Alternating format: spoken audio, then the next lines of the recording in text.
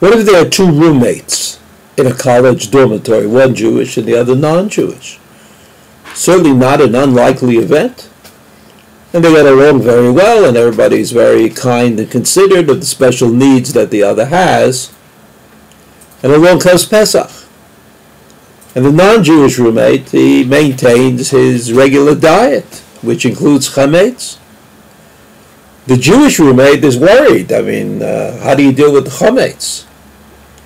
So the non-Jewish roommate may even say to the Jewish roommate, look, I'm leaving for a couple of days. I have to go. I want to go skiing, or I want to go surfing. Could you watch my stuff for me? And his stuff includes chametz.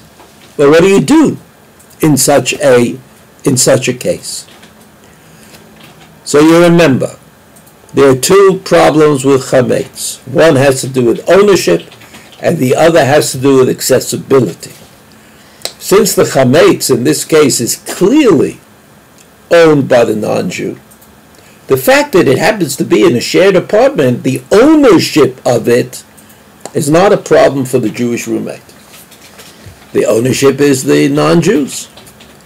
The Jewish roommate, has no connection at all to the chametz that the non-Jewish roommate owns.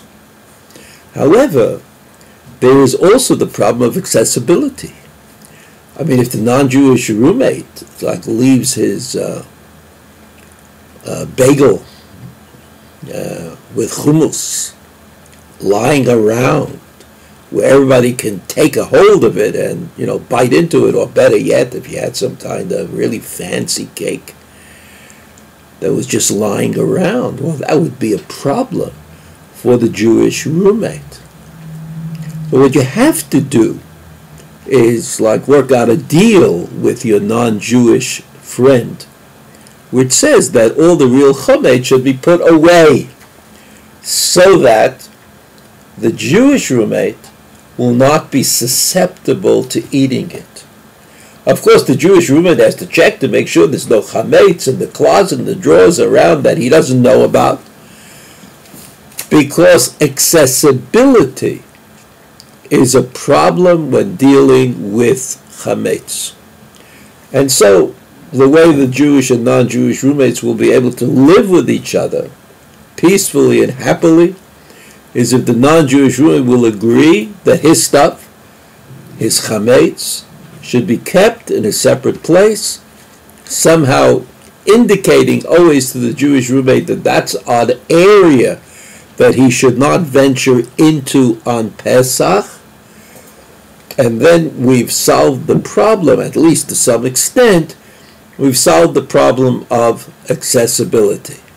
The same thing is true, and that's why visiting Jewish friends who don't keep the halacha and might have chametz around every place, and visiting certainly non-Jewish people during Pesach is probably not such a great idea, even though technically you might be okay, but you always have this problem of somebody offering you food to eat and you not knowing exactly what that food is composed of.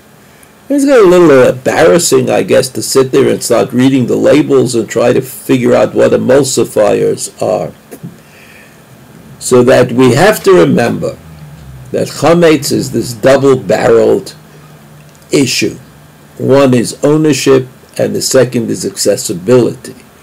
Ownership can be taken care of.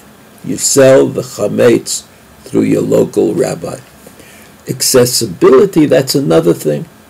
You have to be able to say that in your own house or the places where you are going to be, you're able to create a barrier between yourself and the chametz in order to make sure that you don't inadvertently partake on Pesach.